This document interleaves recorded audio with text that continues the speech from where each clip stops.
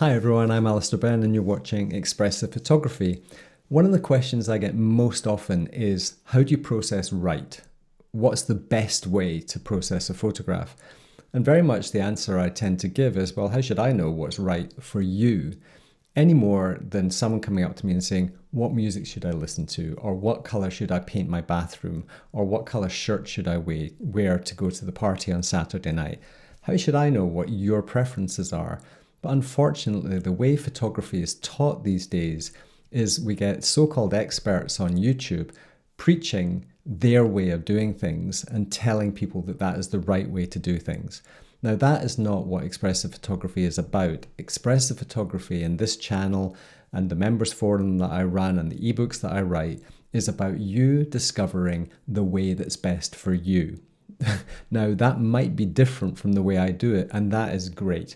It's the same with picking up a guitar.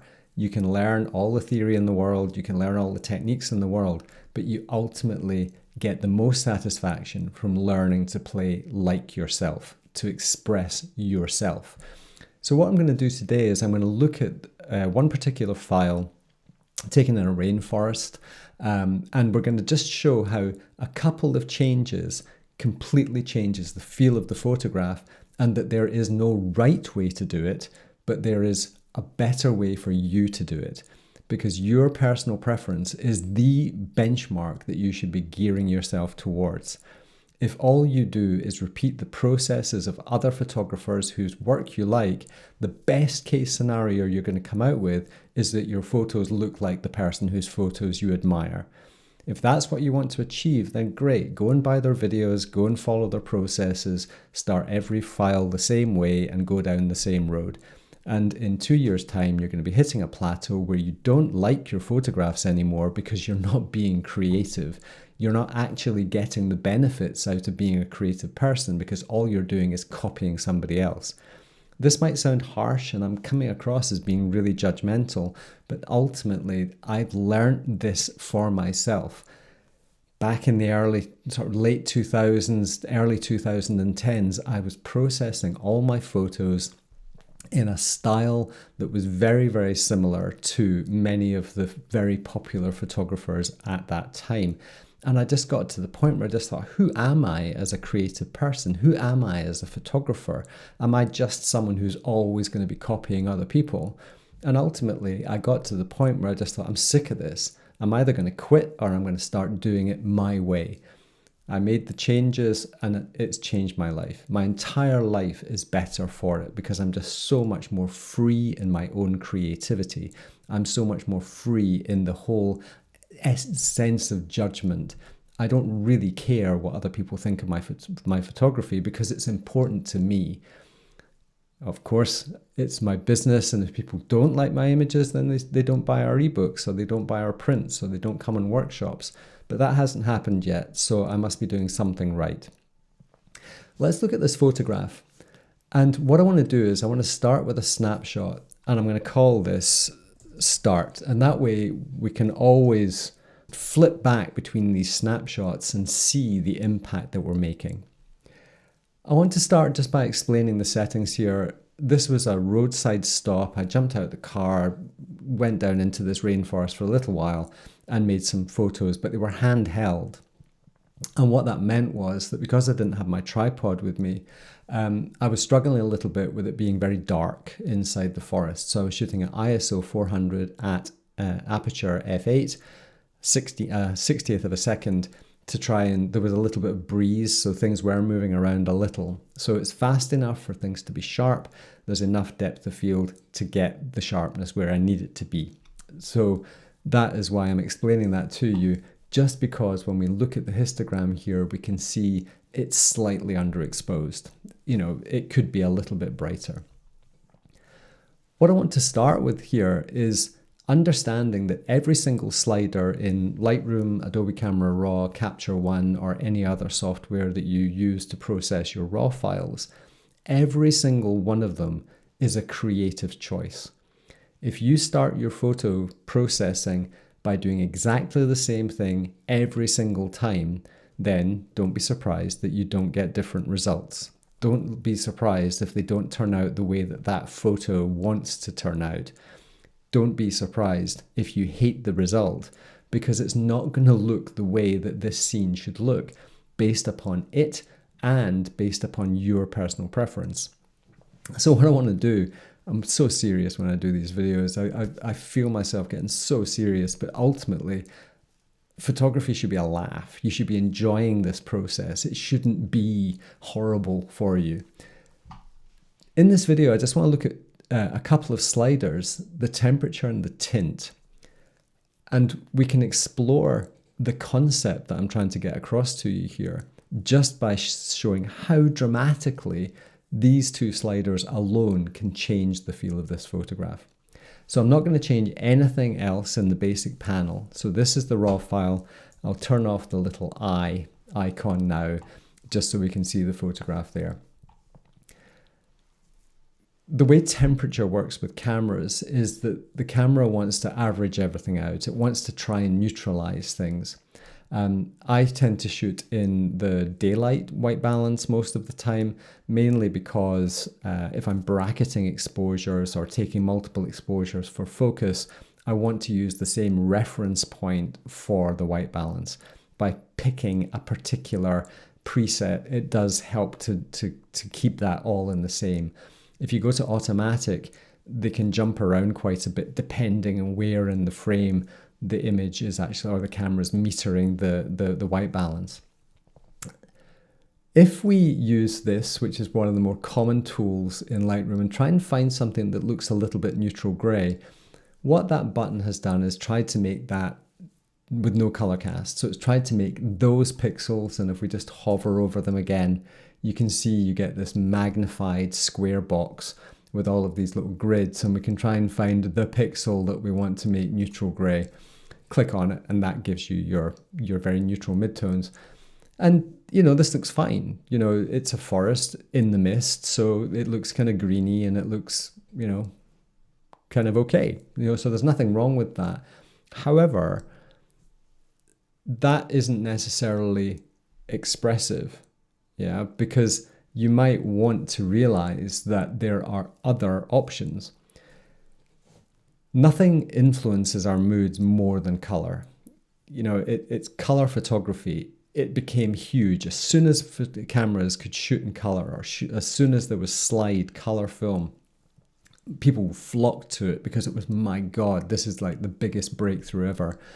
And the reason being is that color, like this red top, is vibrant, powerful, strong. You know, I'm trying to come across as a confident person, so I'm wearing a red top. If I move this slider to the right and warm that, you can feel the energy lifting.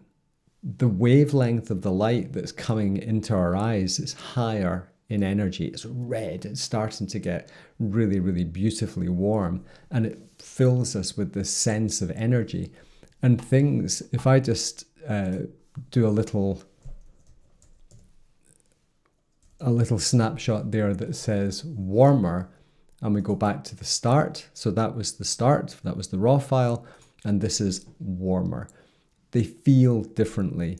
You may have a preference. You may prefer the original. You may prefer it warmer, or you may prefer it cooler. And if I just click on the snapshot there again and just put cooler, so we now have the raw file, we have a cooler version, and we have a warmer version.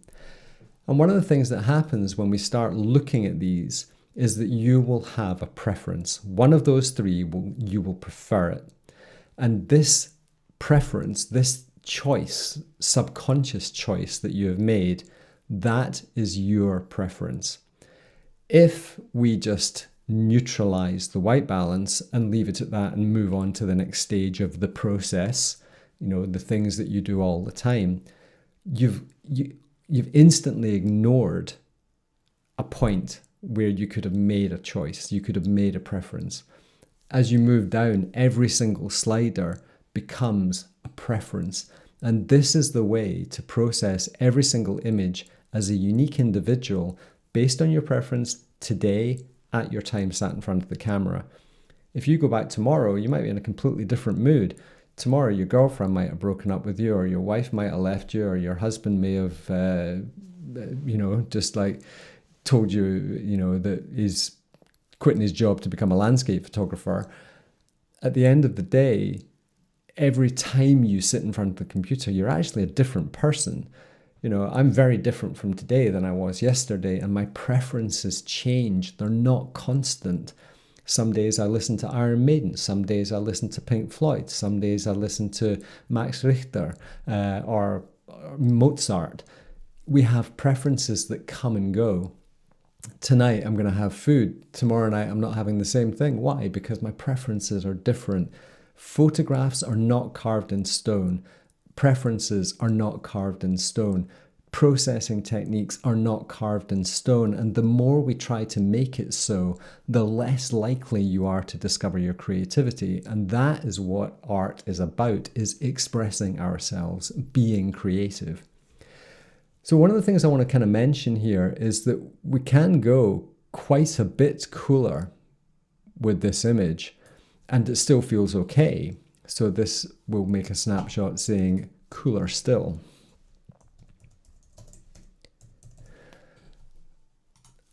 So we have the starting image, we have a cooler image, and we have a cooler still image.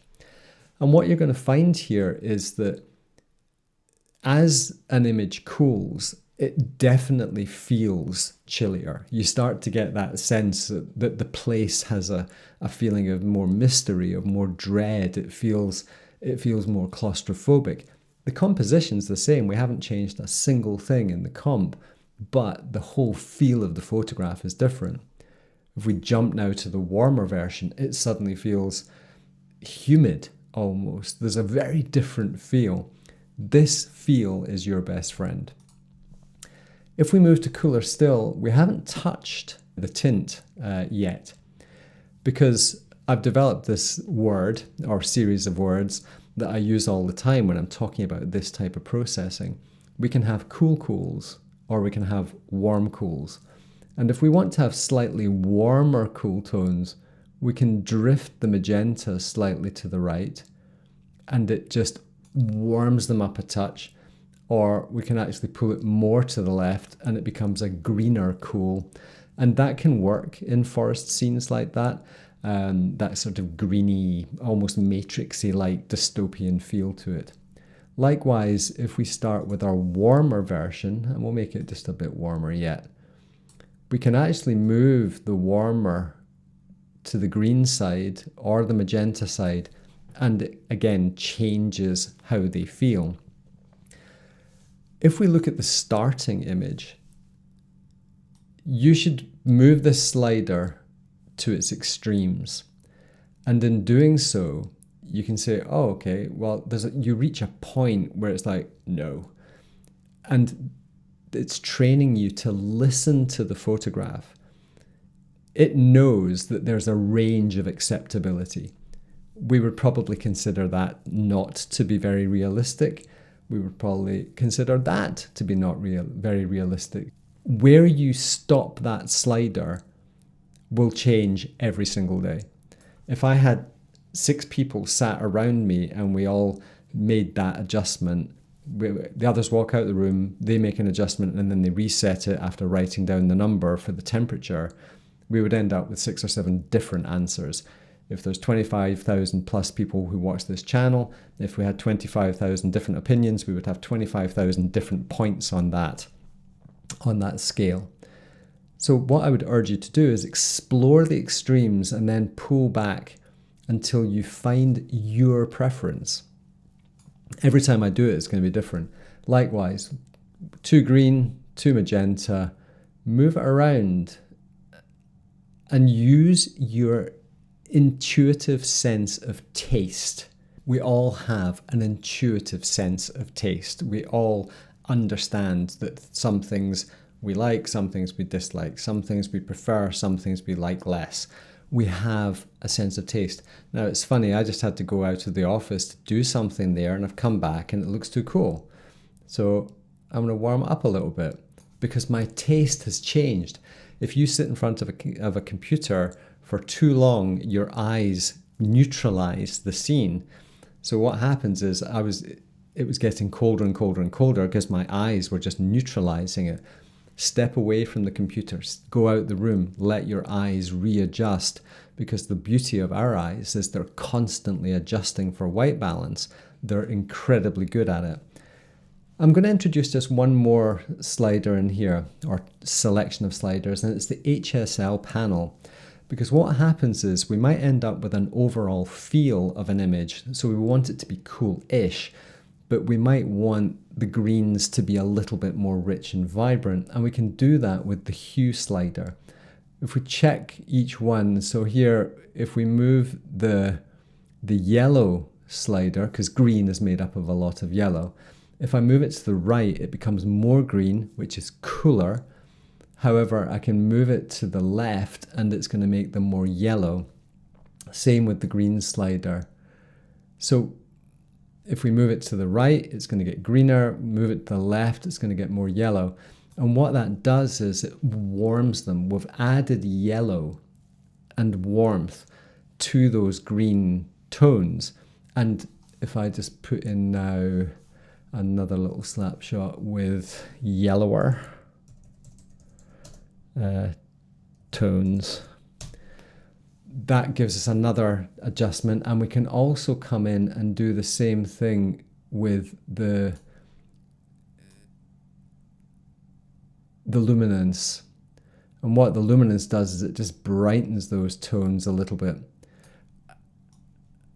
And that's just going to make them glow a little bit more. It's going to make them a little bit more prominent. So we've cooled the entire image, but we've specifically zoned in now on those warmer tones to allow them to be a little bit more vibrant, and that's creating contrast.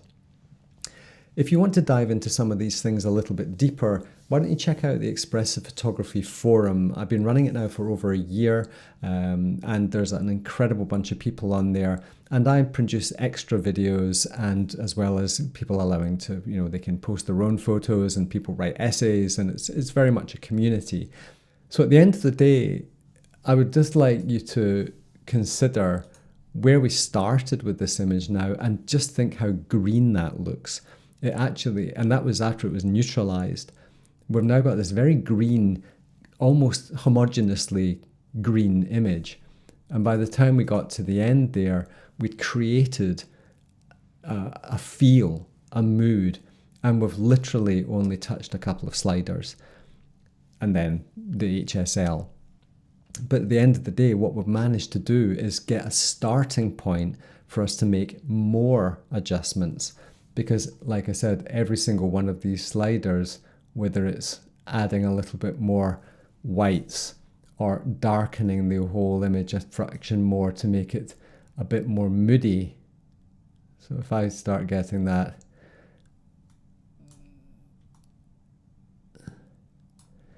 so if I just call that quick edit,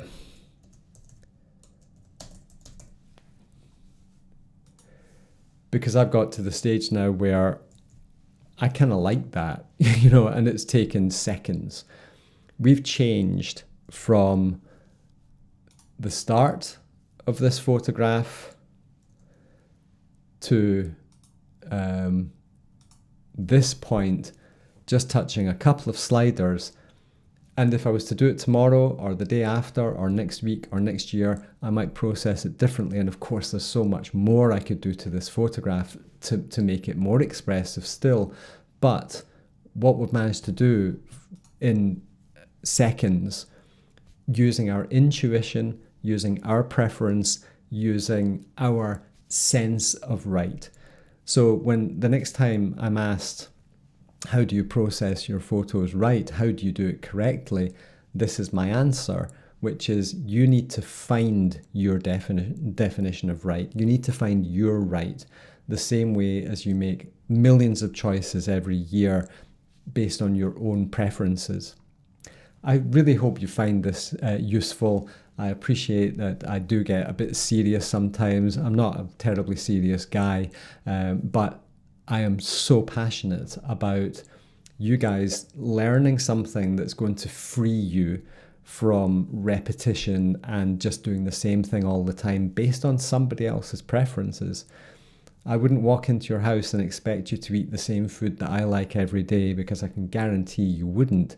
So why would you just process a photograph based on the way I do it all the time?